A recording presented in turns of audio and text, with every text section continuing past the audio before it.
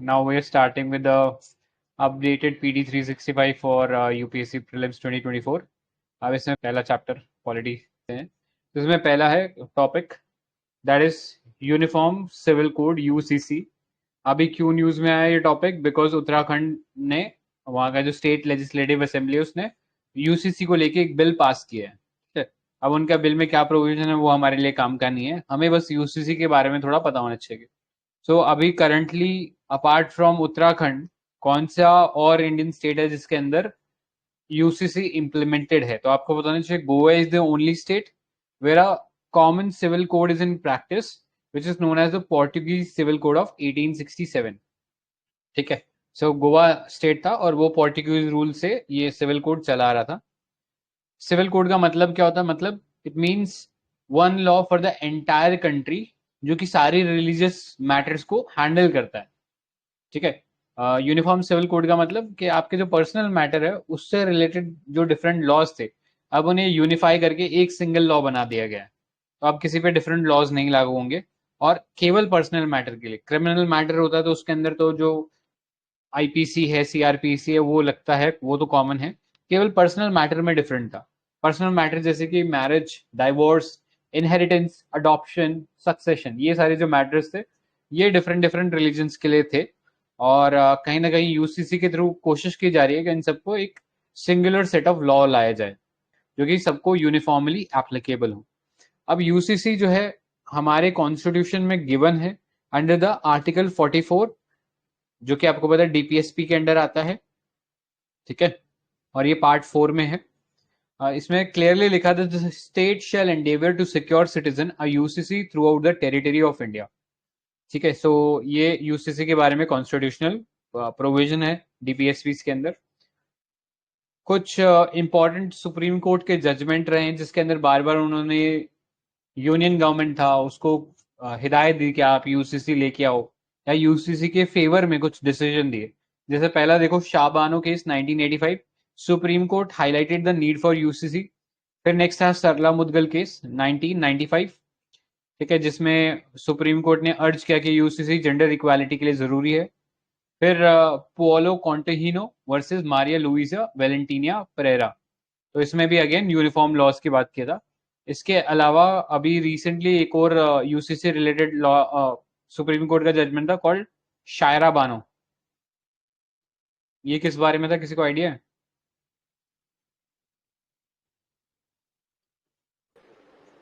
Triple तलाक वाले। Correct, triple तलाक के लिए था। तो ये याद रख लेना। तो ये केसेस थे, ये 2017 का है, शायरा बानो वाला। नेक्स्ट, करंट यूसीसी स्टेटस की बात करें तो डिफरेंट रिलीजन्स के लिए डिफरेंट पर्सनल लॉ बने। जैसे हिंदू पर्सनल लॉ है, उसमें हिंदू मैरिज एक्ट हो गया, Hindu succession, Hindu minority and guardianship act, Hindu adoption and maintenance act, ये सारे डिफरेंट डिफरेंट एक्ट्स हैं। अब ये जो टर्म यहाँ पे हिंदू पर्सनल लॉ का इस्तेमाल किया है, इस टर्म हिंदू के अंदर सिख्स भी आते हैं, जैन्स भी आते हैं, बुद्धिस्ट भी आते हैं, अपार्ट फ्रॉम हिंदू इटसेल्फ। ठीक है, तो ये भी कम्युनिटीज इसमें इन्वॉल्व है। फिर मुस्लिम्स के लिए अपना अलग एक लॉ चलता है, मुस्लिम पर्सनल लॉज, राइट। कुछ सेक्युलर लॉज भी हैं हमारे पास पर्सनल मैटर में। सपोज किसी दो इंटर रिलीजन कपल है, उसे शादी करनी है, तो उनके लिए स्पेशल मैरिज एक्ट 1954 जो है वो एक प्रोविजन या एक तरीके से फैसिलिटी जो है वो प्रोवाइड करता है उनका मैरिज पर्पस के लिए। इसके अलावा गार्डियनशिप एंड वार्ड्स एक्ट 1890, इसके अंदर जो राइट्स और ड्यूटीज है गार्डियंस की, वो इस सेक्युलर लॉ के अंदर आती है। ठीक है, सो ये था यूसीसी का कॉन्सेप्ट के बारे में। आगे चलते हैं, नेक्स्ट देखो, सिक्स शेड्यूल। सो अभी आपको पता होगा लद्दाख में बहुत मैसिव प्रोटेस्ट चल रहे हैं, और वहां पे जो लोग हैं उनकी डिमांड ये है कि लद्दाख जो है this should be recognised as a tribal area under the sixth schedule. तो इसलिए सिक्स शेड्यूल वाला जो कॉन्सेप्ट है ये हमारे लिए इंपॉर्टेंट हो जाता है। सिक्स शेड्यूल जो है हमारे कॉन्स्टिट्यूशन के अंदर article 244 clause 2 and article 275 clause 1, इसके अंदर प्रोवाइड करता है एस्टैब्लिशमेंट ऑफ या और the administration of tribal areas in Assam, Meghalaya, Tripura and Mizoram. इसको आप AMTM करके याद रख सकते हो। ठीक है, ये निमोनिक बना सकते हो सिक्स शेड्यूल के लिए। अब प्रोविजन क्या है सिक्स शेड्यूल के अंदर? तो इसके अंदर the governor is empowered to create autonomous district council, autonomous district council और ऑटोनॉमस रीजनल काउंसिल। ये जो 4 स्टेट हम लोगों ने देखे, असम, मेघालय, त्रिपुरा, मिजोरम, इसके अंदर गवर्नर ऑटोनॉमस डिस्ट्रिक्ट काउंसिल बना सकते हैं या ऑटोनॉमस रीजनल काउंसिल बना सकते हैं। अब इसका साइज क्या होगा वो पता होना चाहिए। So ADCs consist not more than 30 member, 30 member से ज्यादा नहीं होने चाहिए, out of which 4 are nominated by the governor while the rest are elected. ठीक है, बाकी सारे जो है वो इलेक्टेड रहेंगे, सिर्फ 4 जो है वो गवर्नर नॉमिनेट करेंगे। अब ये जो बोडोलैंड टेरिटोरियल काउंसिल है उसमें एक एक्सेप्शन है और उसमें नंबर ऑफ मेंबर ज्यादा है, उसमें 46 मेंबर है। ठीक है, तो ये आपको पता होना चाहिए। नेक्स्ट, पावर्स क्या क्या होती है इस एडीसी के अंडर 6 शेड्यूल। तो इसके अंदर इनके पास लेजिस्लेटिव, एग्जीक्यूटिव, जुडिशियल और फाइनेंशियल पावर्स होती हैं, मतलब एक तरीके से मिनी गवर्नमेंट टाइप काम करते हैं ये ऑटोनॉमस डिस्ट्रिक्ट काउंसिल। तो पहला देखो लेजिस्लेटिव पावर की बात करते हैं। तो they can form rules with regards to land और management of forest, shifting, cultivation वगैरह, उन सब के बारे में लॉ बना सकते हैं, रूल बना सकते हैं। Inheritance of property, marriage, divorce और अदर सोशल प्रैक्टिसेस जो इनके यहाँ पे होती है वो कैसे होंगी, उसमें अगर कोई डिस्प्यूट आएगा तो वो कौन रिजोल्व करेगा, वो सारा काम जो है ये ऑटोनॉमस डिस्ट्रिक्ट काउंसिल देखती है। इसके अलावा फिर एग्जीक्यूटिव पावर की बात करें तो यहाँ पे इनके पास पावर है to establish school, dispensaries, markets, fisheries, road transport, waterways, इन सबको मैनेज करने का पावर इनके पास है। Next, they can also authorise to use the prescribe language, जो भी मदर टंग है वहां पे वो प्रिस्क्राइब कर सकते हैं कि उसे पढ़ाने के दौरान यूज किया जाए। नेक्स्ट, जुडिशियल पावर है।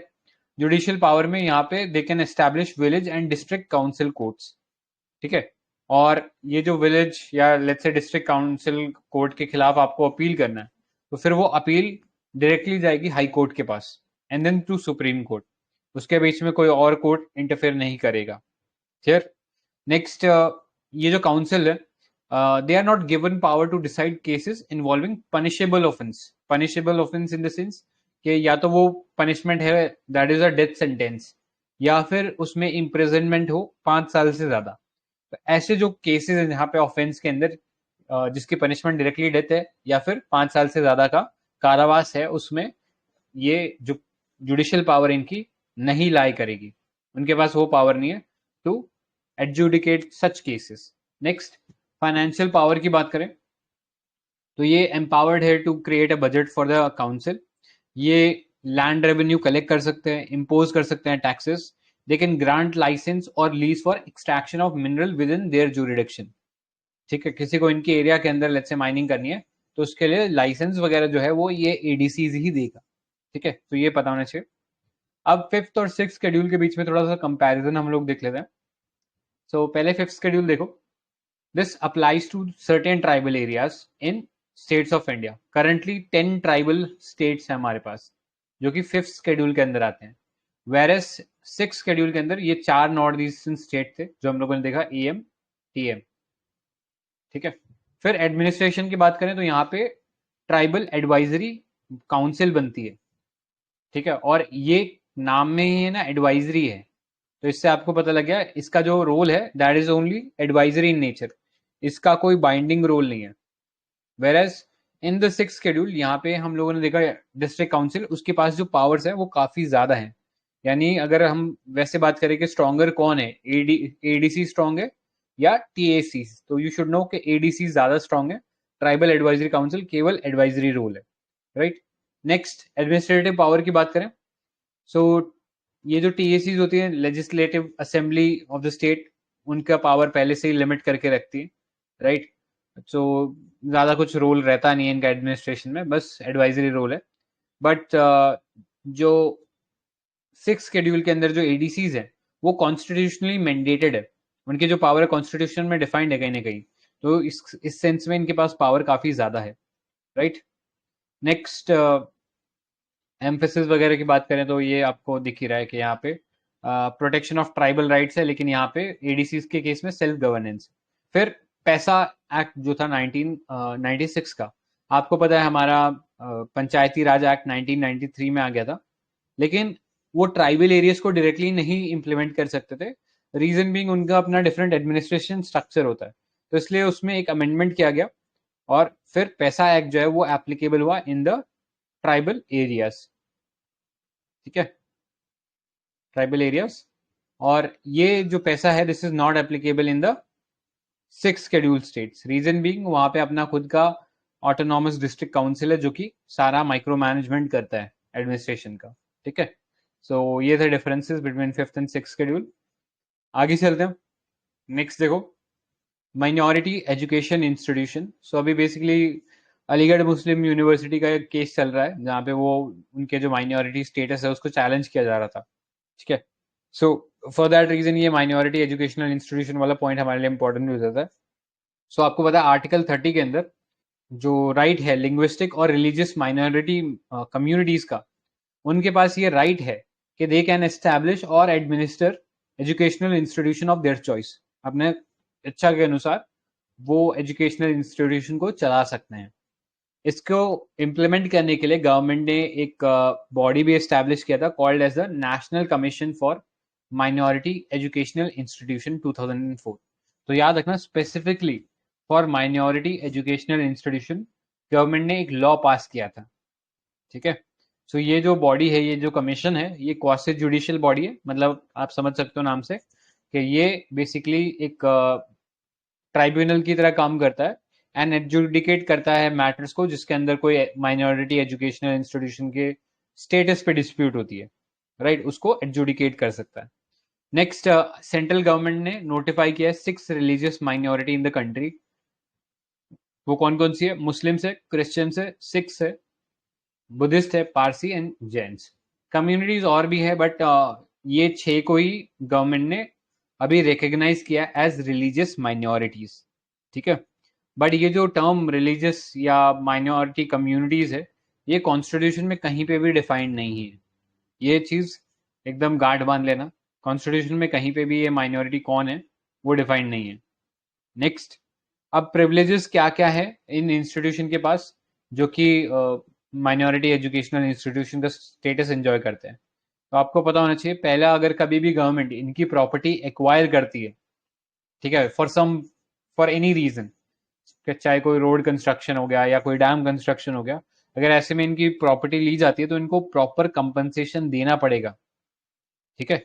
नेक्स्ट, ये जो माइनॉरिटी एजुकेशनल इंस्टीट्यूशन होते हैं they are not required to implement the reservation policy, ठीक है। जो रिजर्वेशन अभी चल रहा है हमारे 50% का रिजर्वेशन चल रहा है वो इन्हें अप्लाई करने की जरूरत नहीं है, इन्हें एग्जेम्पशन मिला हुआ है under the section 3 of central educational institution act 2006। Next, right to education act 2009 that is not applicable to minority educational institution. तो ये याद रखना, राइट टू एजुकेशन में आप बेसिकली फोर्स कर सकते हो किसी ऐसे इंस्टीट्यूशन को कि वो आपको एजुकेशन प्रोवाइड करे, लेकिन यहाँ पे वो भी फोर्स एप्लीकेबल नहीं होगा माइनॉरिटी एजुकेशनल इंस्टीट्यूशन पे, ठीक है। सो ये चीज था। अब आगे चलते हैं, नेक्स्ट देखो, functioning of parliament state legislature. So पहला इसमें जो न्यूज है that is the panel of vice chairperson in Rajya Sabha. अभी रिसेंटली जो वाइस प्रेसिडेंट है जो कि आपको पता है एक्स ऑफिशियो चेयरमैन होते हैं राज्यसभा के, he constituted the panel of vice chairperson. अब ये वाइस चेयरपर्सन जो है इसके बारे में आपको जो राज्यसभा का जो रूल बुक है, rules of procedure and conduct of business in the council of state that is Rajya Sabha, उसके रूल नंबर 8 में लिखा हुआ है कि चेयरमैन कंस्टिट्यूट करेंगे पैनल ऑफ चेयरपर्सन, और ये जो पावर है ये आती है फ्रॉम द आर्टिकल 118। सो ये याद रखना। अब इस केस में क्या बोलते हैं कि लेट्स से कभी राज्यसभा के अंदर चेयरमैन और डिप्यूटी चेयरमैन दोनों एब्सेंट होते हैं, तो इस केस में राज्यसभा में कौन प्रिसाइड करेगा? तो anybody from the panel of vice chairperson वो उसमें राज्यसभा को हेड कर सकते हैं, ठीक है। They hold the office until a new panel is nominated, जब तक नया पैनल नॉमिनेट नहीं होता तब तक वो 10 लोग जो है, मतलब मैक्सिमम 10 लोगों को इस पैनल में रखा जा सकता है। तो 10 लोग जो है वो उस पैनल में रहेंगे, और सपोज कोई एब्सेंट है डिप्यूटी चेयरमैन और चेयरमैन, तो उस केस में प्रिसाइड करेंगे on in the session of Rajya Sabha. Next, when office of both chairman and deputy chairman are vacant not absent, mind you, अगर वेकेंट है उस केस में प्रेसिडेंट विल डिसाइड कि who will be the chairman of the house for that day, ठीक है। तो ऐसा कभी सिचुएशन आए जहाँ पे चेयरमैन और डेप्यूटी चेयरमैन का पोजीशन वेकेंट हो गया, तो वहाँ पे वाइस चेयरपर्सन का ये जो पैनल है, इसमें से किसी को नहीं चुना जाएगा, मतलब जरूरी नहीं है कि उनमें से चुना जाए, प्रेसिडेंट किसी को भी उठा के बना सकते हैं। लेकिन अगर एब्सेंट है चेयरमैन और डेप्यूटी चेयरमैन, तो उस केस में किसी एक पर्सन को from the panel of vice chairperson उसमें बिठाया जा सकता है। ठीक है, सो ये पता होना चाहिए। नेक्स्ट चलते हैं मोशन ऑफ थैंक्स के ऊपर। तो मोशन ऑफ थैंक्स एक बेसिकली फॉर्मल मोशन होता है which has to be moved in the house, जहां पे वो एक्सप्रेस करते हैं gratitude of the president for their address. ये एड्रेस जो है वो डिलीवर करते हैं under the article 87 of the constitution. तो जब भी एक नया लोकसभा का गठन होता है या फिर कोई बजटरी सेशन होता है, मतलब हर जो बजटरी फाइनेंशियल सेशन से पहले वो पूरे जो पार्लियामेंट होती है उनको एड्रेस करते हैं। उनके एड्रेस करने के बाद जो रूलिंग गवर्नमेंट होती है उनको ये मोशन ऑफ थैंक्स पास कराना होता है। अगर ये पास हो जाता है तो ठीक है, बट अगर पास नहीं होता है तो उस केस में इट इज कंसीडर्ड कि government has lost its confidence, या the parliament has lost its confidence in the council of ministers. ठीक है, सो ये थोड़ा सा चीज हमें पता होना चाहिए। इसके अलावा एक चीज याद रखना, it must be adopted in both the house of the parliament, दोनों हाउस में अडॉप्ट होना चाहिए, और इसे अमेंडमेंट के साथ भी अडॉप्ट किया जा सकता है। अगर लगता है गवर्नमेंट को इसमें कुछ चेंजेस करने हैं तो हम अमेंडमेंट्स भी कर सकते हैं। ठीक है, सो ये था मोशन ऑफ थैंक्स। आगे चलते हैं, ये वाला न्यूज कोई काम का नहीं है। नेक्स्ट देखो, denotification of cantonments. So अभी मिनिस्ट्री ऑफ डिफेंस ने डी नोटिफाई किए civil areas of 10 cantonments which will be merge with concern state local bodies. ठीक है, सो ये एरियाज पहले कैंटोनमेंट, कैंटोनमेंट मतलब आपको पता होगा मिलिट्री छावनी जिसे हिंदी में बोलते हैं, या गैरिसन, मिलिट्री गैरिसन। तो ये वो रीजन होते हैं जहाँ पे मिलिट्री के जो लोग हैं वो रुकते हैं। ठीक है, जैसे दिल्ली के अंदर दिल्ली कैंट एक जगह है, आप जयपुर में जाओगे, जयपुर में आपको गैरिसन मिल जाएगा। ठीक है, इंडिया के डिफरेंट डिफरेंट स्टेट्स में ये मिलिट्री गैरिसन आपको मिल जाएंगे जिन्हें कैंटोनमेंट्स कहा जाता है। अब ये कैंटोनमेंट में वैसे तो मिलिट्री पर्सनल रुकते हैं, बट यहाँ पे सिविलियन लोग भी रुक सकते हैं। ठीक है, सिविलियन लोग आराम से रह सकते हैं, कोई दिक्कत नहीं है उसमें। बट इसका लार्जली जो एडमिनिस्ट्रेशन होता था वो मिलिट्री के जो लोग होते थे, या जो कंटोनमेंट बोर्ड होता था, वो उसका डेवलपमेंट और उसका जो देखभाल है, उसका जो एडमिनिस्ट्रेशन है, उसको इंश्योर करता था। ठीक है, लेकिन अभी गवर्नमेंट को लगा कि बहुत ज़्यादा जो एरिया इनके पास है वो फिर अगर कोई ऐसा एरिया जहाँ पे बहुत ज़्यादा मिलिट्री का इंटरफेरेंस नहीं है और मिलिट्री को ज़रूरत नहीं है, तो वापस जो स्टेट लोकल बॉडीज़ है उन्हें दे दिया जाए। उस पर्पज़ के लिए गवर्नमेंट ने डी नोटिफाई किए 10 कैंटोनमेंट एरियाज। क्लियर? सो पहली बार कैसे एस्टैब्लिश हुए cantonments? These were established by the East India Company after the battle of Plassey. तो इंडिया में सबसे पहला जो कैंटोनमेंट था वो बैरकपुर कैलकाटा का कैंटोनमेंट था इन 1765। क्लियर? नेक्स्ट, ये जो लोकल सेल्फ गवर्नमेंट है कैंटोनमेंट एरियाज का is the subject matter of union government, entry 3 of union list. तो याद रखना ये वाली चीज इंपॉर्टेंट है। ये सारा काम कौन करता है? ये काम जो है मिनिस्ट्री ऑफ डिफेंस करती है, बिकॉज इसमें ज्यादातर डिफेंस पर्सनल्स ही होते हैं। क्लियर? सो आगे चलते हैं, अब नेक्स्ट देखते हैं जुडिशरी के बारे में। सो अभी judiciary was also celebrating the 75 years of its establishment, और इस दौरान कई सारे नए इनिशिएटिव्स चालू किए गए, जैसे डिजिटल सुप्रीम कोर्ट रिकॉर्ड। अब इसके थ्रू जो सिटीजन्स हैं उन्हें फ्री ऑफ कॉस्ट और इलेक्ट्रॉनिक फॉर्मेट में जो भी सुप्रीम कोर्ट की रिपोर्ट्स हैं या इंपॉर्टेंट अपडेट्स है वो मिल जाएगा। Next, digital courts 2.0। सो यहाँ पे बेसिकली आपको सुना ही होगा ई कोर्ट्स के बारे में। सो इसके अंदर जो मैटर्स है वो आप डिजिटल फॉर्मेट के थ्रू सुलझा सकते हो। राइट, सो ये एक कोशिश है हमारे जो इंडियन जुडिशियल सिस्टम है या कोर्ट सिस्टम है उसे मॉडर्नाइज करने का। ठीक है, जिससे ईज ऑफ जस्टिस डिलीवरी या जस्टिस एक्सेस इंप्रूव होगा। ठीक है, नेक्स्ट, अब सुप्रीम कोर्ट ऑफ इंडिया के बारे में बात करना है। So according to article 124 section A of the Indian constitution, supreme court must have a chief justice of India and a maximum 7 additional जज। तो ये सुप्रीम कोर्ट जब इनिशियली या हमारे जो कॉन्स्टिट्यूशन इनिशियली फॉर्म हुआ था तो उसमें ये बोला गया था कि एक चीफ जस्टिस होंगे और 7 एडिशनल सुप्रीम कोर्ट जस्टिस होंगे। लेकिन इसके साथ साथ एक और क्लॉज भी इसमें ऐड किया गया कि parliament will specify the number through a statute, मतलब वो एक इसके लिए लॉ पास करेंगे और उस लॉ के थ्रू वो बेसिकली जो नंबर है उसको सेट कर सकते हैं कि कितने नंबर ऑफ जजेस इसमें होंगे। तो करेंटली जो सैंक्शन स्ट्रेंथ है हमारे सुप्रीम कोर्ट की वो है 34, including the chief justice of India. तो ये आपको याद रखना इंपॉर्टेंट है।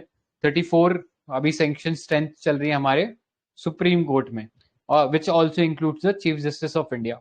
नेक्स्ट, ये जो पावर है सुप्रीम कोर्ट ऑफ इंडिया की, this is defined from article 124 to article 147। ये कॉन्स्टिट्यूशन के अंडर सुप्रीम कोर्ट की सारी पावर्स डिफाइंड है। नेक्स्ट, क्या क्या फीचर्स हैं सुप्रीम कोर्ट के पावर के, तो आप देखो पहले article 131, that is about the original jurisdiction. Original jurisdiction मतलब ये ऐसे मैटर्स हैं जहां पे अगर कोई डिस्प्यूट होता है पार्टीज के बीच में तो वो डायरेक्टली सुप्रीम कोर्ट में आएंगी और कहीं नहीं जा सकती हैं। अगर वो और कहीं से होके, जैसे हाई कोर्ट में अपनी हाई कोर्ट में किया, हाई कोर्ट से संतुष्ट नहीं है तो वो सुप्रीम कोर्ट में जाती है, तो वो वाया अपील जाती है। लेकिन अगर उन्हें डायरेक्टली सुप्रीम कोर्ट को अच्छी अप्रोच करना है तो आर्टिकल 131 के अंडर जो मैटर्स हैं जो कि जनरली फेडरल मैटर्स होते हैं, जैसे अगर किसी स्टेट को सेंटर से कोई दिक्कत है या फिर किसी स्टेट को दूसरे स्टेट से दिक्कत है, तो ऐसे में वो ओरिजिनल ज्यूरिडिक्शन के अंदर सुप्रीम कोर्ट उस डिस्प्यूट को टेक केयर करेगा। ठीक है। Next, original jurisdiction in the in terms of article 32, ये आपको पता है रिट ज्यूरिडिक्शन है। ठीक है। सो रिट में आपको पता है फंडामेंटल राइट का अगर कोई एनक्रोचमेंट हो रहा है तो फिर उस केस में सुप्रीम कोर्ट ये रिट पिटिशन जो है आपकी एड्रेस कर सकता है। तो अब फटाफट से बता दो कौन कौन सी रिट्स हैं हमारे पास। Habeas corpus, mandamus, quo warranto, certiorari. Prohibition और certiorari। हाँ, प्रोहिबिशन और सर्चुरेरी में डिफरेंस क्या है? एक प्रोहिबिट करता है, एक सर्टिफाई करता है। कुछ ज्यादा ही जेनेरिक हो गया, कुछ ज्यादा कैजुअल हो गया। कोई थोड़ा सा और प्रिसाइज बता सकता है what is the difference between certiorari and prohibition? So, prohibition basically means like to restrict someone from to do something, and certiorari means like it should take some action. तो फिर मैंडेमस क्या है? Mandamus में भी तो action ही लेना है ना।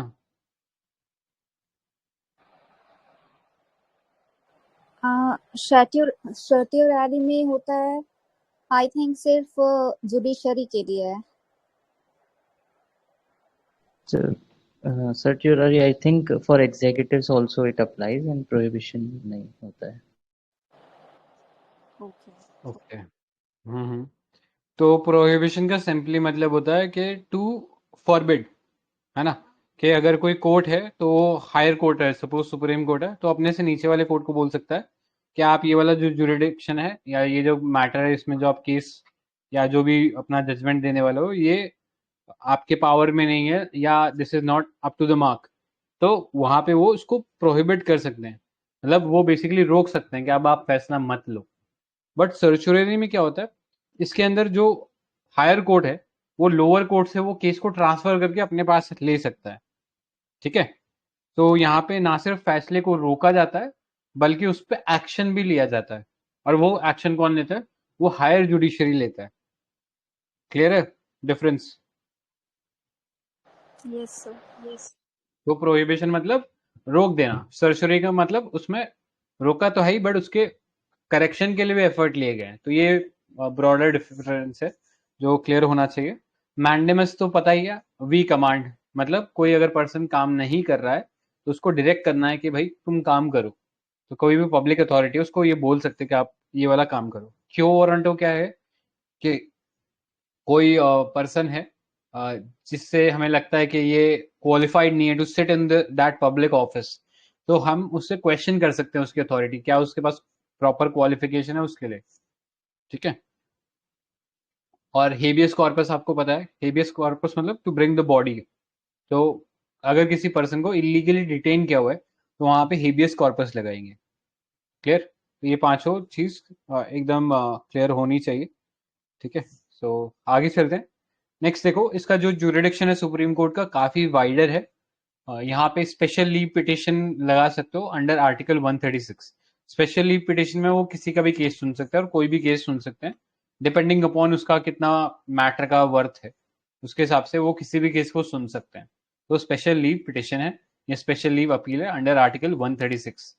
ठीक है, जैसे आपको याद होगा एक केस ले लिया था अर्नब गोस्वामी, हाँ उसको जेल में डाल दिया था, तो फिर उसका मैटर सुप्रीम कोर्ट ने तुरंत सुन लिया था।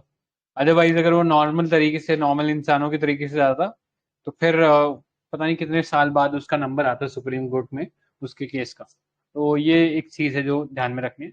नेक्स्ट एडवाइजरी जुरिडिक्शन है under article 143।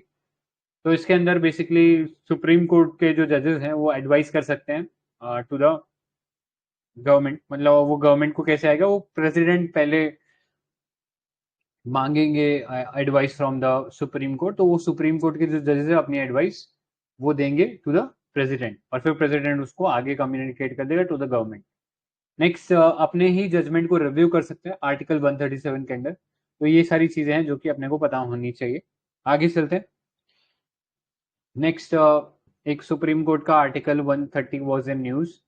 Reason being parliamentary जो स्टैंडिंग कमेटी थी उसकी डिमांड थी कि रीजनल बेंचेस एस्टैब्लिश किए जाएं ऑफ द सुप्रीम कोर्ट। तो under article 130 the constitution of India says the supreme court shell sit in Delhi or any other such place or places as the Chief Justice of India may with approval of President from time to time appoint। ठीक है, तो यहाँ पे ये बोला गया है कि हमारा जो सुप्रीम कोर्ट होगा that will sit in Delhi या और किसी प्लेस में भी सिट कर सकता है जहाँ पे चीफ जस्टिस ऑफ इंडिया चाहते हैं, बट वो उनका जो बोलते हैं ना कि उनका ये जो चाहत है वो तभी हो सकती है जब प्रेसिडेंट से प्रायर अप्रूवल मिला हुआ है। अगर प्रेसिडेंट का उसमें एसेंट है तो फिर चीफ जस्टिस ऑफ इंडिया फिर कहीं पे भी इंडिया के अंदर अपनी सुप्रीम कोर्ट की बेंचेस को एस्टैब्लिश कर सकते हैं। ठीक है, सो ये पता होना चाहिए। आगे चलते हैं। Next, tribunal system in India. So recently supreme court ने ये रूल किया that the tribunals cannot direct government to frame policies. तो ये बेसिकली सेपरेशन ऑफ पावर का जो प्रिंसिपल है वो लग गया यहाँ पे कि जो तीनों ऑर्गन्स है वो तीनों ऑर्गन्स अपना अपना काम करे, एक दूसरे के काम में इंटरफेयर ना करे। फिर वैसे सुप्रीम कोर्ट तो कर सकता है बट क्योंकि वो सुप्रीम बॉडी है और उसके पास ऐसी पावर्स हैं, बट ट्राइब्यूनल्स के पास ऐसी पावर्स नहीं है। और ये वाला जो मैटर था this was with regards to the armed forces tribunal. तो आर्म फोर्सेस ट्राइब्यूनल में बेसिकली जो तीनों फोर्सेस हैं हमारी tri services which is army, navy और एयरफोर्स, उसमें रिलेटेड जो भी डिस्प्यूट है, कंप्लेंट्स हैं अपॉइंटमेंट को लेके, सर्विस कंडीशन को लेके या कोई कोर्ट मार्शल करने का इश्यू जो है वो सारा आर्म फोर्सेस ट्राइब्यूनल देखती है। तो इस सेंस में आर्म फोर्सेस ट्राइब्यूनल एक क्वासी जुडिशियल बॉडी की तरह काम करती है और उसके पास पावर है ऑफ अ सिविल कोर्ट। ठीक है, सो ये पता होना चाहिए। आगे चलते हैं। अभी जो ट्राइब्यूनल सिस्टम है इंडिया में कैसे एस्टैब्लिश हुआ और क्यों एस्टैब्लिश हुआ, तो ये एस्टैब्लिश इसलिए हुआ था क्योंकि जुडिशरी के ऊपर केस लोड काफी ज्यादा बढ़ गया था और बहुत सारे ऐसे मैटर्स होते हैं जहाँ पे हमें टेक्निकल अंडरस्टैंडिंग की ज्यादा जरूरत होती है उस फील्ड की। ऐसे में टेक्निकल एक्सपर्ट्स ज्यादा बेटर काम करेंगे ट्राइब्यूनल्स में। तो इसमें इस आइडिया को लेकर ट्राइब्यूनल्स को एस्टैब्लिश किया गया था कि यहाँ पे जो फील्ड है उसके एक्सपर्ट्स प्लस जो जुडिशियल एक्सपर्ट्स है दोनों मिलकर काम करेंगे। अनलाइक द ट्रेडिशनल जुडिशरी जहाँ पे जो जजेस होते हैं वो हमेशा से एक ट्रेडिशनल सेटअप में ही काम करते हैं और they are expected to be journalist not specialist. ठीक है, नेक्स्ट कॉन्स्टिट्यूशनल रीऑर्गेनाइजेशन के बारे में बात करते हैं। सो इन 1976 जब इंदिरा गांधी की गवर्नमेंट थी तो उन्होंने article 323 capital A and 323 capital B insert किया था by the 42nd constitutional amendment act. अभी ये जो दोनों आर्टिकल है इसके थ्रू दो टाइप की ट्राइब्यूनल एस्टैब्लिश करा। जो आर्टिकल 323 कैपिटल ए है उसके थ्रू उन्होंने एस्टैब्लिश किया administrative tribunals at both centre and state level. इनका काम केवल एडमिनिस्ट्रेटिव जो डिस्प्यूट्स है उन्हें रिजॉल्व करना था। तो इससे ही हमारा जो कैट है ये बना, राइट। फिर आर्टिकल 323 बी के अंदर कुछ सर्टेन मैटर्स के ऊपर ट्राइब्यूनल्स को बनाया जा सकता है, जैसे टैक्सेशन के लिए हो गया, लैंड रिफॉर्म हो गया, या लेट्स से सिनेमेटोग्राफी हो गया। इनसे रिलेटेड जब भी आपको कोई ट्राइब्यूनल बनाना है तो अंडर आर्टिकल 323 बी के अंदर बनेंगे। ठीक है, तो वहां से गवर्नमेंट को पावर मिलती है। सो ये चीज याद रखनी है। आगे चलते हैं। अब जनरली ट्राइब्यूनल्स की जो अपील होती है that generally lies to a high court. However there are some acts या सम ट्राइब्यूनल्स जिनका फॉर्मेशन इस तरीके से किया गया है कि उनके लॉज के अंदर ये पहले से लिखा हुआ है कि उनका जो अपील है वो डायरेक्टली सुप्रीम कोर्ट के पास जाएगा। खैर, तो ये याद रखना। और ये एल चंदा कुमार केस है, उसमें सुप्रीम कोर्ट ने बोला कि जब भी कोई ट्राइब्यूनल का matter by way of appeal किसी हाई कोर्ट के पास आता है तो that should go to a division bench of a high court. Division bench मतलब कम से कम 3 जज बेंच होना चाहिए।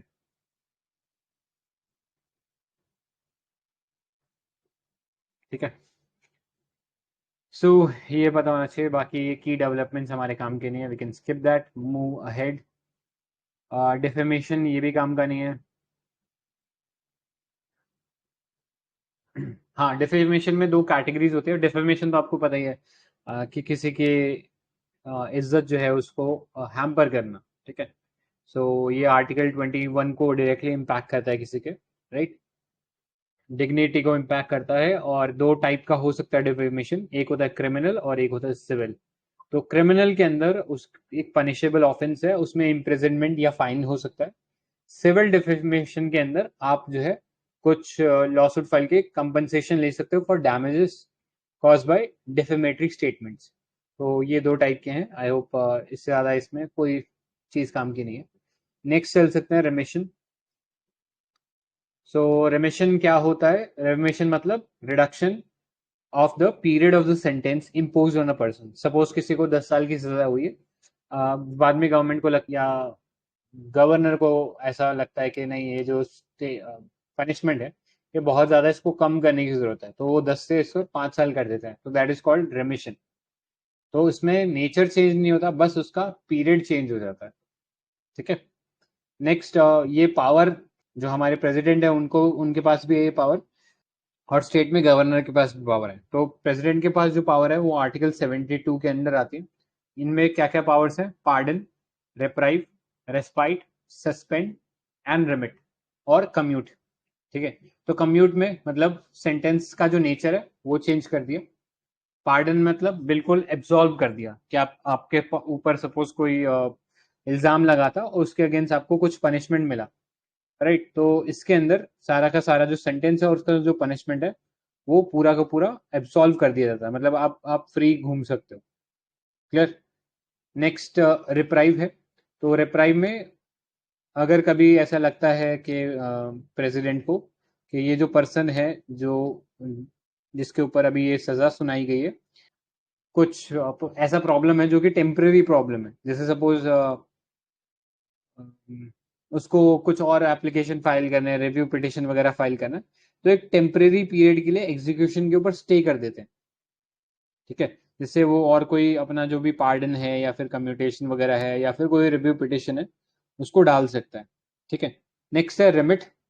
तो रेमिट के अंदर जो अभी हम लोगों ने बात किया रेमिशन का, कि जिसके अंदर सेंटेंस का जो पीरियड है उसे छोटा कर दिया जाता है बट कैरेक्टर वही रहता है। ठीक है, फिर आगे चलते हैं। अब कभी कोई ऐसा इश्यू आ जाता है जहाँ पे कोर्ट मार्शल का इश्यू आ गया, मतलब आर्मी से किसी को निकाला गया है, तो वहां पे पार्डन कर सकते हैं प्रेसिडेंट उनको, तो उनके ऊपर ये जो पूरा चार्ज है और जो पनिशमेंट है ये सब खत्म हो जाएगा। नेक्स्ट, ये वाला जो प्रेसिडेंट का power, this will extend to offences related to the executive power of union. मतलब जहां जहां पे यूनियन का एग्जीक्यूटिव पावर है उन लॉस के ऊपर ही प्रेसिडेंट उन्हें रेमिशन दे सकते हैं या पार्डन दे सकते हैं। नेक्स्ट, अगर किसी का डेथ सेंटेंस है तो उसे भी केवल प्रेसिडेंट ही पार्डन दे सकते हैं, गवर्नर नहीं दे सकते। फिर आर्टिकल 161 के अंदर गवर्नर के पास भी सिमिलर पावर्स है बट उनका पावर थोड़ा सा नैरो है। वो किसी को पार्डन नहीं कर सकते जिसको डेथ सेंटेंस मिला हुआ है। ठीक है, he can only suspend, remit और commute a death sentence, but उसे पार्डन नहीं कर सकते। वो पार्डनिंग पावर प्रेसिडेंट के पास है। दूसरा, जो गवर्नर की जो पावर्स हैं पार्डनिंग की, वो केवल लाई करेगी on the executive domain of the state. मतलब जहां जहां एग्जीक्यूटिव का जो डोमेन है या एग्जीक्यूटिव के जो स्टेट एग्जीक्यूटिव के जो लॉज हैं उसी के ऊपर उनका पावर काम करेगा, उसके बियॉन्ड प्रेसिडेंट का करेगा। ठीक है, सो ये बताना चाहिए। आगे चलते हैं हम, कुछ और इम्पोर्टेंट न्यूज़ देखते हैं इसमें।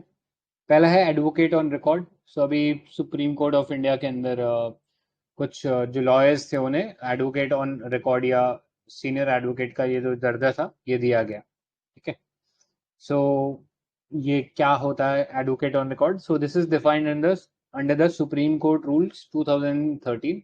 वहां पे एलिजिबिलिटी क्राइटेरिया लिखा हुआ है एडवोकेट ऑन रिकॉर्ड का। So advocate on record means advocates who are entitled under these rules to act as well as plead for a party in the court. तो अगर किसी को सुप्रीम कोर्ट में अपना केस मैटर जो है वो रिप्रेजेंट करना है किसी लॉयर के थ्रू, वो लॉयर हमेशा को एडवोकेट ऑन रिकॉर्ड होगा। तो अगर वो एडवोकेट ऑन रिकॉर्ड है तभी वो सुप्रीम कोर्ट के अंदर जाके अपना जो भी कंसर्न पार्टी है उसके बिहाफ पे वो केस को फाइट कर सकता है। ठीक है, तो ये आपको चीज पता होना चाहिए। नेक्स्ट बेल के बारे में बात करते हैं। बेल जो है इसका मतलब ये है कोई एक्यूज्ड पर्सन, एक्यूज मतलब अभी ही इज नॉट मतलब उसे गिल्टी नहीं साबित किया गया है। ठीक है, सो बेल हमेशा उस सिचुएशन में मिलेगी अभी जब मतलब उस सिचुएशन में ही बेल मिलेगा जब पर्सन केवल अक्यूज है, अभी गिल्टी प्रूव नहीं हुआ है। उस सिचुएशन में उसको अगर लेट्स से जुडिशियल कस्टडी से बाहर आना है तो उसको, या जुडिशियल कस्टडी ओवरऑल अवॉइड ही करनी है, तो उसके लिए वो बेल प्रोविजन ले सकता है। ठीक है, अब वो बेल जो है वो उसके बदले में उसे कुछ बेल बॉन्ड वगैरह भरना पड़ता है, उसके बदले में वो बाहर आ सकता है। सो बेल डिफरेंट टाइप की होती है, एक होती है interim bell, regular bell, anticipatory bell और डिफॉल्ट बेल। अब चारों के बीच में डिफरेंस देखते हैं। इंटरिम बेल मतलब ये एक शॉर्ट टर्म के लिए आपको बेल दी गई है, जैसे अभी अरविंद केजरीवाल को इंटरिम बेल दी हुई है कि वो अभी जब तक इलेक्शन चल रहा है तब तक वो कैंपेनिंग कर सकते हैं, उसके बाद उन्हें वापस जेल जाना पड़ेगा। राइट, सो वो एक बहुत ही शॉर्ट टर्म पीरियड के लिए बेल होगी। रेगुलर बेल होती है, इसके अंदर कोई पर्सन जिसे अरेस्ट कर लिया गया या अभी पुलिस कस्टडी में, वहां से वो बाहर आ सकता है रेगुलर बेल के थ्रू। इसके अंदर कोई टाइम लिमिट नहीं होता है। नेक्स्ट है एंटिसिपेटरी बेल। यहाँ पे अगर आपको ऐसा लगता है कि आपके खिलाफ कोई केस होने वाला है and you are going to be arrested, तो उस केस में आप जो है एंटिसिपेटरी बेल ले सकते हो। ठीक है, नेक्स्ट डिफॉल्ट बेल है। डिफॉल्ट बेल, ये बेल तब मिलता है जब सपोज आपके ऊपर कोई केस हो गया और केस में अभी तक प्रॉपर चार्जशीट वगैरह नहीं फाइल हुआ है, मतलब बहुत इनऑर्डिनेट डिले चल रहा है इन द इन्वेस्टिगेशन और आपके ऊपर जो चार्ज था उसे प्रूव करने में टाइम लग रहा है। तो ऐसे केस में कोर्ट ये बोलता है कि ठीक है, आपने काफी समय तक जेल में रह लियो और जेल में रहना एक तरीके से पनिशमेंट के बराबर ही है, तो आपको बेल दे दिया जाता है। तो this is known as a compulsive और अ स्टैट्यूटरी बेल, और ये क्रिमिनल प्रोसीजर कोड के अंदर गिवन है अंडर सेक्शन 167 क्लॉज 2। क्लियर? सो ये चीजें हैं इसमें आपको पता होने से। और लेट्स से अगर किसी को जेल हो गया, मतलब ही इज प्रूवन गिल्टी, और फिर उसे जुडिशियल कस्टडी में भेज दिया गया, तो उसके बाद उसके पास क्या प्रोविजन रहते हैं? तो अगर उसे तब बाहर आना है तो उसके पास दो ऑप्शन है, पेरोल वर्सेस फरलो। ठीक है, इसके बारे में भी यूपीएससी ने एक बार पूछा है।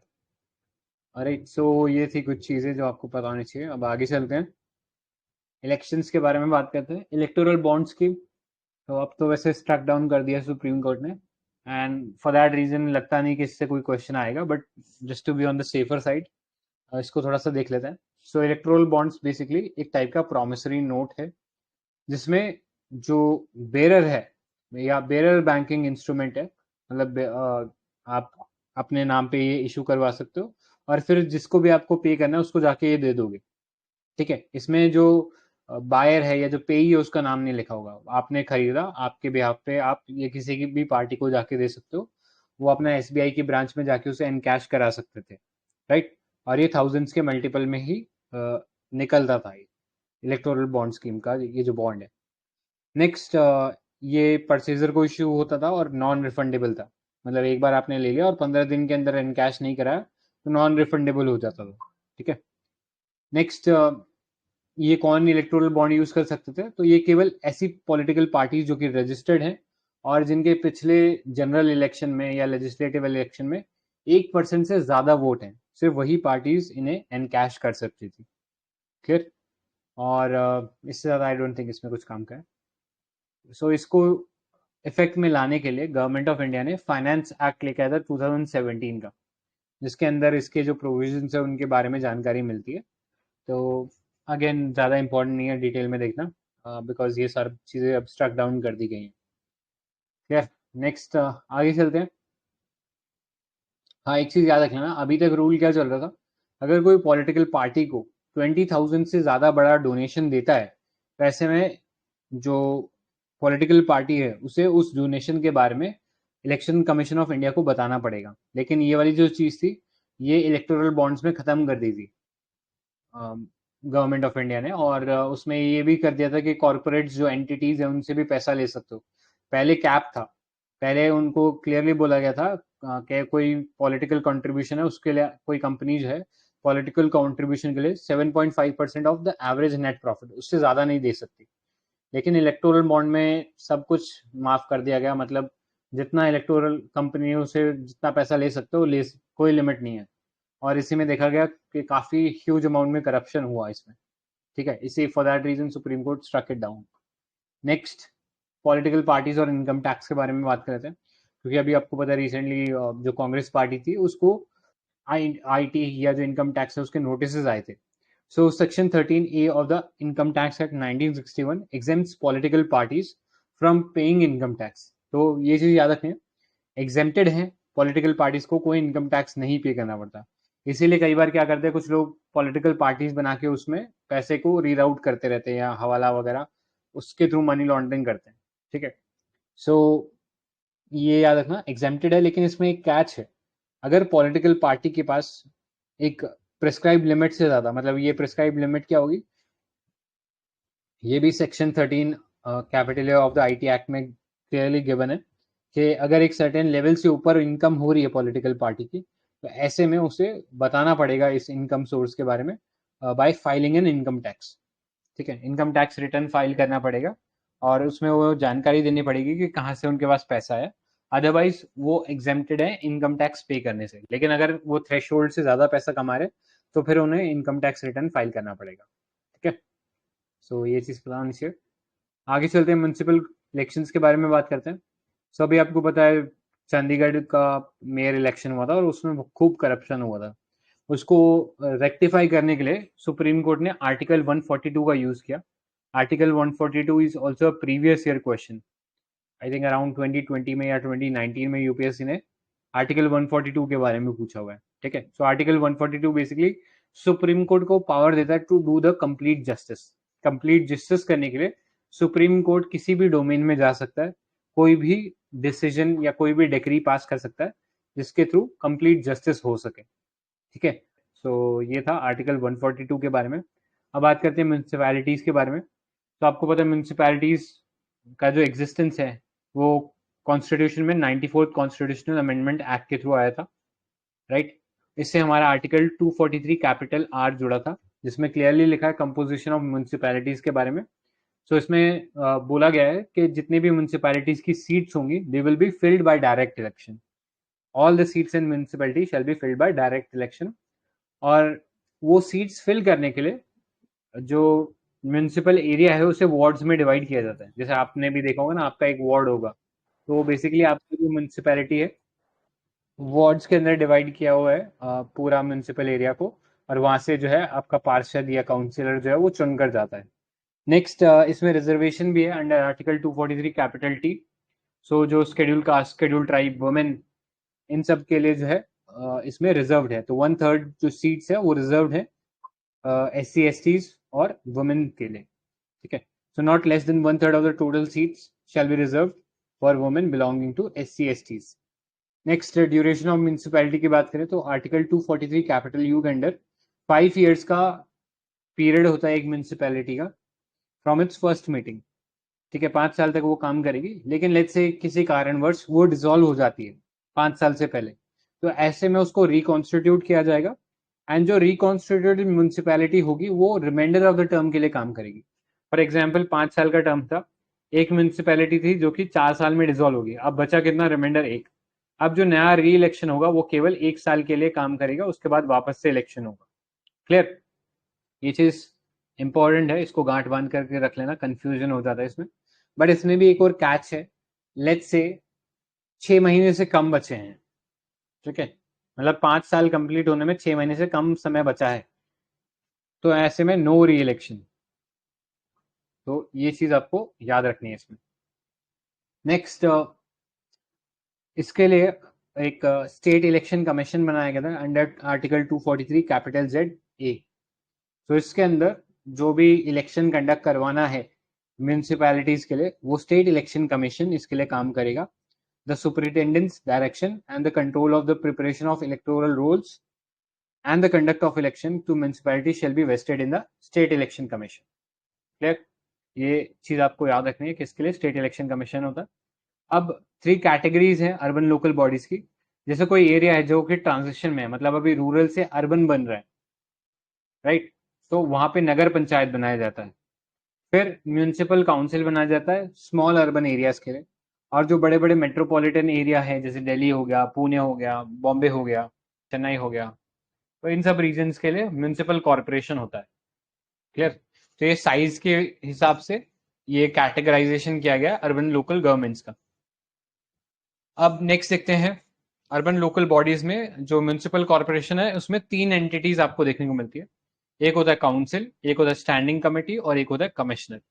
अभी जो काउंसिल है ये लेजिस्लेटिव या डिलिबरेटिव विंग होती है, जिसमें जो भी चुने हुए पार्षद होते हैं वो आते हैं, काउंसिलर्स आते हैं और वो डिस्कस करते हैं मैटर्स के ऊपर, राइट। और उसको हेल्ड करने के लिए एक मेयर बनाया जाता है। तो मेयर एक सेरेमोनियल पोस्ट है या एक ऑर्नामेंटल फिगर है, वो उसका कोई एग्जीक्यूटिव रोल नहीं है, वो कोई चीज को इम्प्लीमेंट नहीं करता, बस वो प्रिसाइड करता है, ठीक है, काउंसिल के अंदर जब भी उसकी मीटिंग होती है। अब स्टैंडिंग कमेटी वहां पे बनाई जाती है जहाँ पे बड़ी बड़ी ये म्यूनिसिपल काउंसिल्स होती है, जहाँ पे बड़ी बड़ी, वहां पे एक परमानेंट बॉडी बनाई जाती है स्टैंडिंग कमेटी करके, जो कि इंपॉर्टेंट डिसीजंस लेती है। और उसको इम्प्लीमेंट करने के लिए फिर तीसरी एंटिटी आती है, वो होता है कमिश्नर। तो कमिश्नर जनरली कोई आईएएस वगैरह होता है जो कि एग्जीक्यूटिव रोल प्ले करता है, जो भी डिसीजन है काउंसिल का उसे इम्प्लीमेंट करने का काम करता है, ठीक है। सो ये था कुछ important detail about the urban local bodies. अब आगे चलते हैं, नेक्स्ट देखो मॉडल कोड ऑफ कंडक्ट। सो अभी आपको पता है इलेक्शन कमीशन ऑफ इंडिया ने अनाउंस कर दिया इलेक्शंस के डेट, जो कि अप्रैल 19 से जून 1 तक चलेंगे और जून 4 को रिजल्ट आएगा। तो जब election commission of India announce कर देता है कि अब इलेक्शन होने वाले हैं और रिजल्ट तक, ये टाइम पीरियड जो होता है, इस दौरान मॉडल कोड ऑफ कंडक्ट लागू होता है। तो ये कुछ सेट ऑफ गाइडलाइंस है जो कि हर पॉलिटिकल पार्टी को फॉलो करनी पड़ती है अप टू द इलेक्शन, और जब तक रिजल्ट नहीं आ जाता, so as to ensure free and fair election. अब ये जो मॉडल कोड ऑफ कंडक्ट है, इसके पीछे कोई लीगल बैकिंग नहीं है, कोई डायरेक्ट लीगल बेसिस या बैकिंग नहीं है, बट इसका जो पावर है इलेक्शन कमीशन ऑफ इंडिया के पास, आर्टिकल 324 से हम कह सकते हैं आता है, बट दिस इज अगेन कोई लीगल बैकिंग नहीं है इसको, and these are not enforceable by law directly, but कुछ एक प्रोविजन है जो कि डिफरेंट स्टैट्यूट्स में आ जाते हैं, जैसे रिप्रेजेंटेशन ऑफ पीपल एक्ट 1951, उसके अंदर कोई ऑफेंसेस अगर आप कर रहे हो तो उसके अंदर आपके ऊपर एक्शन लिया जा सकता है, राइट। अभी मॉडल कोड ऑफ कंडक्ट पहली बार कब इम्प्लीमेंट हुआ था? तो 1960 में केरला के अंदर model code of conduct implement हुआ था, ठीक है। सो ये चीज आपको बताना चाहिए। आगे चलते हैं, इलेक्शन से इंपॉर्टेंट थोड़ी सी डिटेल्स के बारे में बात कर रहे हैं, ईवीएम्स के बारे में, राइट। तो ईवीएम आपको पता होना चाहिए पहली बार कौन से इलेक्शन में आया था। So initially this was used as a pilot, on a pilot basis. Pilot basis में 1982 में ये पहली बार ट्रायल बेसिस में केरला में स्टार्ट हुआ था, और उसके बाद 2004 से ये जो ईवीएम्स है ये कंप्लीटली इम्प्लीमेंट हो गया था, राइट। और ईवीएम्स आपको पता बनाता कौन है, कौन सी ऑर्गेनाइजेशन ईवीएम डिजाइन करती है? भारत इलेक्ट्रॉनिक्स। करेक्ट, बेल करती है, तो ये पता होना चाहिए, बीएल भारत इलेक्ट्रॉनिक्स लिमिटेड। और ये जो ईवीएम से इनिशियली इसमें बस एक बटन होता है और वो उसके आगे एक सिंबल लगा होता था, तो वो सिर्फ सिंबल को देख के आपको क्लिक करना रहता था। लेकिन जस्ट टू इंश्योर कि ये चीज़ एकदम फ्री और फेयर है, इसको इसके साथ एक और मशीन ऐड किया गया called VVPAT, voter verifiable paper audit trail. ठीक है, सो ये जो है इसके साथ जोड़ा गया और ये वाला मशीन जो है इनिशियली पायलट बेसिस पे 2014 जनरल इलेक्शन में चालू किया गया था। राइट, सो इसके अंदर बेसिकली एक पेपर स्ट्रिप आती है जिसमें आपका जो जिसको आपने वोट डाला उस पार्टी का सिंबल आपको क्लियरली दिखता है। ठीक है, सो ये चीज़ आपको पता होनी चाहिए इसके बारे में। सो ये जो दो इशू थे ये भी अभी न्यूज़ में चल रहे थे, so that's why it's important to know about these things also. Right, next other important news में देखो, रजिस्टर्ड अनरिकग्नाइज पॉलिटिकल पार्टीज। तो ये वो पार्टीज हैं जिन्हें पिछला जो भी जनरल इलेक्शन हुआ था लेजिस्लेटिव असेंबली या फिर लोकसभा का, उसमें इतनी सीट्स नहीं मिले या इतने वोट्स नहीं मिले so that they can either become a state party और अ नेशनल पार्टी। तो जो पार्टीज स्टेट पार्टी या नेशनल पार्टी के अलावा जो जितनी भी पार्टीज हैं, they are considered registered but unrecognise political parties. ठीक है, तो ऐसे में इनको क्या सिंबल मिलना चाहिए और ये किस सिंबल पे इलेक्शन लड़ेंगे, ये सब जो है election commission of India decide करता है।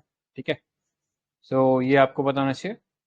नेक्स्ट, ईसीआई जो है अलॉट करता है पॉलिटिकल पार्टीज को symbol under the election symbol reservation and allotment order 1968। तो ये भी याद रखना। नेक्स्ट, इंडेलिबल इंक या वोटर्स इंक आपने सुना ही होगा। अब इलेक्शन के दौरान ये इंक आपके लेफ्ट हैंड पे लगाया जाता है। सो ये जो इंक है ये इंडेलिबल है इन द सेंस कि ये बहुत जल्दी इसे रिमूव नहीं किया जा सकता है। एक बार आपकी बॉडी उंगली पे इस पे लगा दिया गया तो फिर निशान कई समय तक रहता है इसका। सो ये जो इंक है this is design by government PSU. इस पीएसयू का नाम है Mysore paints and varnish limited MPVL, which is a sole manufacturer of indelible ink. ठीक है, और इलेक्शन कमीशन ऑफ इंडिया इसी से ये इंक मंगवाता है। Under the rule 49K of the conduct of elections 1961, every elector shall allow his left finger to be inspected and indelible ink mark to be put on it। तो जब भी आप election में जाओगे तो आपके लेफ्ट फिंगर पे जो पोलिंग ऑफिसर है वो आपके फिंगर चेक करेगा। अगर उस पर लगा हुआ है इसका मतलब आप ऑलरेडी वोट दे चुके हो और आपको फर्दर वोट देने नहीं दिया जाएगा। ठीक है, सो ये जो डुप्लीकेट वोटिंग है उसको रोकने के लिए ये इंडेलिबल इंक बनाई गई थी। Next, once applied the purple colored ink cannot be removed by any chemical, detergent or soap। this ink contains silver nitrate। अब ये जो सिल्वर नाइट्रेट है जैसे जैसे लाइट के साथ एक्सपोज होगा ये और ज्यादा डार्कर होता चला जाता है। ठीक है, तो ये थे कैरेक्टरिस्टिक ऑफ द इंडेलिबल या द वोटर इंक। आगे चलते हैं, नॉमिनेशन पेपर के प्रोसेस के बारे में बात करते हैं। तो section 33 of the RP act 1951 उसमें क्लियरली लिखा हुआ है नॉमिनेशन कैसे होगा। मतलब कोई कैंडिडेट अगर वो इलेक्शन के लिए खड़ा होना चाहता है, कंटेस्ट करना चाहता है, तो उसका प्रोसेस कैसे होगा उसके बारे में जानकारी RP एक्ट 1951 के अंदर मिलती है।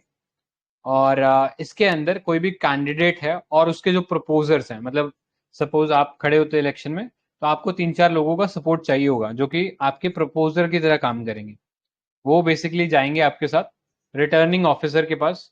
राइट, रिटर्निंग ऑफिसर मतलब जो इलेक्शन कमीशन ऑफ इंडिया ने कोई पर्सन को हेड बनाया होगा वहां पे एज द रिटर्निंग ऑफिसर। सो वहां पे ये जो इलेक्टर है उस कॉन्स्टिट्यूएंसी में जाके कैंडिडेट्स जो भी है वो इनके पास आएंगे, अपने डॉक्यूमेंट्स इन्हें सबमिट करेंगे। अगर लेट्स से कोई रिकग्नाइज पॉलिटिकल पार्टी से कोई पर्सन खड़ा हुआ है, मतलब कोई बीजेपी से या कोई इंडियन नेशनल कांग्रेस से कोई खड़ा हुआ है, क्योंकि ये दोनों रिकग्नाइज पॉलिटिकल पार्टी है, इनको केवल एक प्रपोजर चाहिए होता है। मतलब एक बंदा इनके साथ जाएगा, वो बोलेगा कि हाँ मैं प्रपोज करता हूँ ये जो बंदा है he should stand for the election. Right, so उसको रिकग्नाइज कर लिया जाएगा कि हाँ ये ठीक है, नॉमिनेशन इसका कंप्लीट है। लेकिन अगर कोई इंडिपेंडेंट या कोई रजिस्टर्ड अनरिकग्नाइज पॉलिटिकल पार्टी से कोई पर्सन जाता है तो वहां पे उसको कम से कम 2 प्रपोजर्स की जरूरत 10 प्रपोजर्स की जरूरत पड़ेगा। ठीक है, उसके साथ 10 प्रपोजर्स होने चाहिए, तभी ही would be able to file for the nomination, otherwise cancel. ठीक है, तो ये चीजें हैं जो कि आपको पता होनी चाहिए। आगे चलते हैं, नेक्स्ट देखो postal ballets. So election commission of India ने अब से मतलब काफी समय हो गया अब तो पोस्टल बैलेट्स का सिस्टम निकाला है। मतलब ऐसे लोग जो कि वोटिंग के दौरान प्रेजेंट नहीं है due to certain government obligation. जैसे इसमें कैटेगरीज ऑफ वोटर आती है, एक होती है सर्विस वोटर, मतलब आर्म फोर्सेस के जो मेंबर है जो कि बॉर्डर पे तैनात हैं, वो अगर वोट डालना चाहते हैं तो वो सर्विस वोटर कैटेगरी में आएंगे। फिर एब्सेंटी वोटर्स, मतलब ऐसे लोग जो कि वोटिंग बूथ के ऊपर नहीं आ सकते हैं, जैसे कि सीनियर सिटीजन या पर्सन विद डिसेबिलिटी, तो ऐसे लोगों के लिए एब्सेंटी वोटर का ये जो है सिस्टम चलता है। Next, electors on election duty और अंडर प्रिवेंटिव डिटेंशन। मतलब कुछ लोग हैं जो कि सरकारी लोग जो कि इलेक्शन के दौरान जिनकी ड्यूटी लगती है तो वो अपने कॉन्स्टिट्यूएंसी में जाके वोट नहीं कर पाएंगे। ऐसे में इन सब लोगों के लिए इलेक्शन कमीशन ऑफ इंडिया ने पहले ही बंदोबस्त कर रखा था ताकि वो अपना जो वोट है वो कास्ट कर सके। और ये जो इनका जो ये वाला वोट होता है ना, ये ईवीएम से डिफरेंट होता है। यहाँ पे इनका पेपर बैलेट रहता है, मतलब पेपर के ऊपर वो ठप्पा मारेंगे जिसको भी वो चुनना चाहते हैं और फिर वो जो वोट है वो काउंट होगा। ठीक है, तो that is what is postal ballets. Next, citizenship amendment rules अभी नोटिफाई किए थे गवर्नमेंट ने। सो ज्यादा काम का नहीं है इसमें, बस ऊपर ऊपर से हम देख लेते हैं। पहले तो ये सिटीजनशिप अमेंडमेंट एक्ट कौन से आर्टिकल के अंडर बना है? So article 11 empowers the parliament to make any provisions related to acquisition termination of a citizenship. मतलब किसी को सिटीजनशिप देनी है या नहीं देनी है या उसकी सिटीजनशिप को एंड करना है, तो ये जो पावर है पार्लियामेंट के पास है as per the article 11 of the Indian constitution. और इसी के अंदर गवर्नमेंट ऑफ इंडिया ने सिटीजनशिप अमेंडमेंट एक्ट 2019 इंट्रोड्यूस किया। अब ये CAA जो है 2019 का, ये क्या है? तो इसके अंदर जो इलीगल माइग्रेंट्स हैं जो कि कुछ कंट्री से आते हैं और कुछ मतलब Afghanistan, Bangladesh and Pakistan, in 3 country से, या इंडिया के ये जो 3 नेबर हैं, इनके अंदर अगर कोई इलीगल माइग्रेंट है जो कि इन कंट्री से भाग के आया है फ्रॉम दी 6 रिलीजन। अब ये 6 रिलीजन कौन कौन से हैं? Hindu, Sikh, Buddhist, Jains, Parsi and Christian. इनमें से अगर कोई नहीं है तो फिर उसे नहीं मिलेगा ये वाला CAA के अंडर। वो इन 6 कम्युनिटीज में से अगर कोई है तो फिर उन्हें इसके अंदर सिटीजनशिप मिल सकती है। बट ये वाली जो सिटीजनशिप होगी, this will not apply to people living in the 6th schedule area और in the areas with inner line permit. तो 6th शेड्यूल तो आपको पता ही है, AMTM, असम, मेघालय, त्रिपुरा और मिजोरम। अब इनर परमिट स्टेट कौन से हैं? तो ये है अरुणाचल प्रदेश, मिजोरम और नागालैंड। तो वर्चुअली पूरा का पूरा नॉर्थ ईस्ट जो है वो इसमें नहीं आ रहा है। ठीक है, सो ये जो रीजन है इसके अंदर नहीं लागू होगा ये CAA, राइट। सो ये चीजें हैं जो आपको पता होनी चाहिए, बाकी इससे ज्यादा कुछ इंपॉर्टेंट नहीं है। आगे चलते हैं। OCI कार्ड होल्डर्स के बारे में देख लो एक थोड़ी सी डिटेल। सो OCI मतलब ओवरसीज सिटीजन ऑफ इंडिया। सो ये वाला जो कार्ड है ये ऐसे लोगों को दिया जाता है जिनके या तो ग्रैंड पेरेंट्स या फिर पेरेंट्स जो थे वो इंडियन सिटीजन से, मतलब उनका कहीं ना कहीं पर्सन ऑफ इंडियन ओरिजिन बनते हैं वो।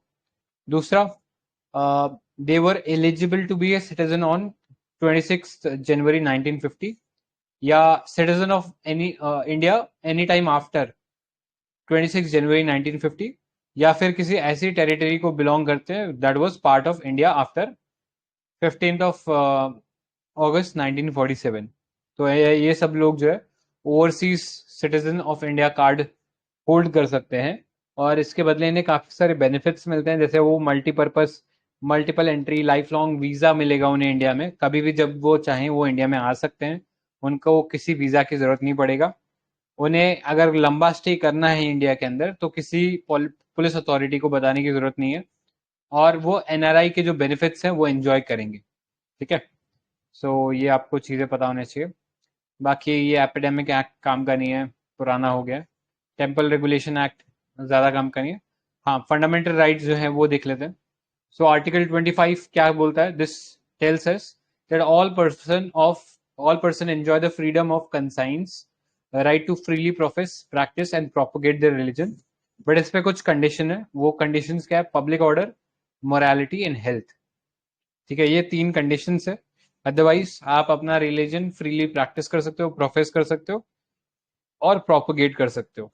नेक्स्ट, इसी के अंदर जो स्टेट है इसके पास पावर है टू एनेक्ट लॉज और रेगुलेट और रिस्ट्रिक्ट एनी इकोनॉमिक और फाइनेंशियल, पॉलिटिकल और other secular activity associated with religious practices.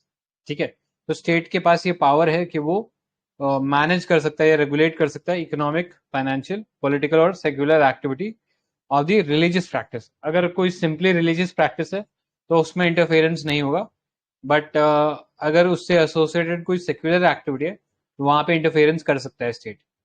Next, article 26 provides for the freedom to manage the religious affairs of citizens and is subject to public order, morality and health. ठीक है, सो ये चीजें हैं जो कि अपने को पता होनी चाहिए।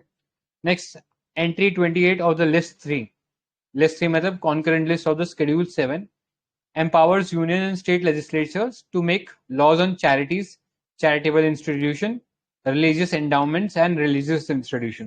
ठीक है, तो ये याद रखना, ये कंकरेंट लिस्ट में आता है, मतलब सेंटर और स्टेट दोनों इसके ऊपर लॉज बना सकते हैं। क्लियर? अब आगे चलते हैं। सिनेमेटोग्राफ एक्ट अगेन इंपॉर्टेंट नहीं है, ज्यादा कुछ इसमें मेरे को लगा नहीं पढ़ने लायक है। ठीक है, ये सब इतना इंपॉर्टेंट नहीं है एग्जाम के पर्सपेक्टिव से, we can skip this part. हाँ, एक सीपी ग्राम्स और देख लेना। सीपी ग्राम्स किसने बनाया? So department of administration reforms and public grievances. ठीक है, सो ये जो डिपार्टमेंट है DARPG, इन्होंने सीपी ग्राम्स एस्टैब्लिश किया था इन 2007। अभी जो सीपी ग्राम्स है मतलब centralise public grievance redressal monitoring system. This is an online platform जो कि सिटीजन्स को अवेलेबल रहते हैं 24/7। इस पे कभी भी आके आप कोई भी जो कंप्लेन है, आपको कोई सर्विस डिलीवरी नहीं मिल रही है, सपोज आपके घर के बाहर बहुत ज्यादा कूड़ा पड़ा है, आपका ड्रेनेज सिस्टम घर के बाहर सही नहीं है, तो आप इसके बारे में कंप्लेन कर सकते हो सीपी ग्राम में। राइट, मतलब जो गवर्नमेंट से सर्विसेज प्रोवाइड करनी चाहिए थी, अगर वो नहीं प्रोवाइड करे तो आप उसके बारे में सीपी ग्राम में रिपोर्ट कर सकते हो। ये एक सिंगल पोर्टल है जहां पे सारी जो यूनियन मिनिस्ट्री है और जो स्टेट मिनिस्ट्रीज है सब एक साथ ज्वाइंट है यहाँ पे, और यहाँ पे 3 लेवल डिस्ट्रीब्यूशन है, 3 टीयर डिस्ट्रीब्यूशन है। ठीक है, पीएमओ है सबसे टॉप पे, फिर कंसर्न यूनियन मिनिस्ट्री, राइट, और उसके नीचे फिर स्टेट का जो आर्किटेक्चर या एडमिनिस्ट्रेशन है वो सब आ जाता है। राइट, सो इस तरीके से 3 टीयर स्ट्रक्चर है। तो इसमें कोई भी आपको ग्रीवेंस है वो आप यहाँ पे रिपोर्ट कर सकते हो, उसको रिजॉल्व किया जाएगा बाय द गवर्नमेंट। क्लियर? सो इतना ही था, आई थिंक इससे ज़्यादा कोई काम का नहीं है, we can skip all this information. ठीक है, सो इतने पार्ट में कोई डाउट या कोई क्वेश्चन तो पूछिए।